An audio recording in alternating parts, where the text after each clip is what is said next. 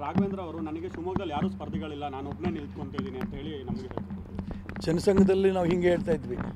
ಭಾರತೀಯ ಜನಸಂಘದ ಸ್ಪರ್ಧೆ ಮಾಡಬೇಕಾದ್ರೆ ಇದೇ ಮಾತುಗಳು ಆಡ್ತಾ ಇದ್ವಿ. ಚುನಾವಣೆ ಆಗಲಿ, ಚುನಾವಣೆ ಫಲಿತಾಂಶ ನನಗೆ ಪೂರ್ಣ ವಿಶ್ವಾಸ ಇದೆ.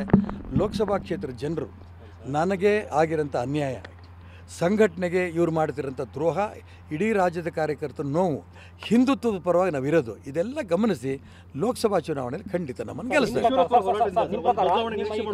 ಬಿಜೆಪಿ ಪಕ್ಷದಲ್ಲಿ ಈಶ್ವರಪ್ಪ ಈ ಹೋರಾಟದಿಂದ ಬಿಜೆಪಿಯಲ್ಲಿ ಒಂದು ಬದಲಾವಣೆ ನಿರೀಕ್ಷೆ ಮಾಡೋದು. ನಾನು ಹೋರಾಟ ಮಾಡ್ತಿರೋದೇ ಬದಲಾವಣೆ ಆಗಬೇಕು ಅಂತ. ನಾನು MP ಆಗಬೇಕು ಅಂತಲ್ಲ, ಈಗ ಹೋರಾಟದ MP ಆಗ್ತೀನಿ. ಭಾರತೀಯ ಜನತಾ ಪಾರ್ಟಿ ಕರ್ನಾಟಕ ರಾಜ್ಯದ ಬದಲಾವಣೆ ಕೂಡ ಆಗುತ್ತೆ. ರಾಘವೇಂದ್ರ ಅವರು ನನಗೆ ಶಿವಮೊಗ್ಗದಲ್ಲಿ ಯಾರೂ ಸ್ಪರ್ಧಿಗಳಿಲ್ಲ, ನಾನು ಒಬ್ಬನೇ ನಿಂತ್ಕೊಂತಿದ್ದೀನಿ ಅಂತ ಹೇಳಿ ನಮಗೆ ಜನಸಂಘದಲ್ಲಿ ನಾವು ಹಿಂಗೆ ಹೇಳ್ತಾ ಇದ್ವಿ. ಭಾರತೀಯ ಜನಸಂಘದ ಸ್ಪರ್ಧೆ ಮಾಡಬೇಕಾದ್ರೆ ಇದೇ ಮಾತುಗಳು ಆಡ್ತಾ ಇದ್ವಿ. ಚುನಾವಣೆ ಆಗಲಿ, ಚುನಾವಣೆ ಫಲಿತಾಂಶ ನನಗೆ ಪೂರ್ಣ ವಿಶ್ವಾಸ ಇದೆ. ಲೋಕಸಭಾ ಕ್ಷೇತ್ರದ ಜನರು ನನಗೆ ಆಗಿರೋಂಥ ಅನ್ಯಾಯ, ಸಂಘಟನೆಗೆ ಇವ್ರು ಮಾಡ್ತಿರೋಂಥ ದ್ರೋಹ, ಇಡೀ ರಾಜ್ಯದ ಕಾರ್ಯಕರ್ತರ ನೋವು, ಹಿಂದುತ್ವದ ಪರವಾಗಿ ನಾವಿರೋದು, ಇದೆಲ್ಲ ಗಮನಿಸಿ ಲೋಕಸಭಾ ಚುನಾವಣೆಯಲ್ಲಿ ಖಂಡಿತ ನಮ್ಮನ್ನು ಗೆಲ್ಲಿಸ್ತಾರೆ.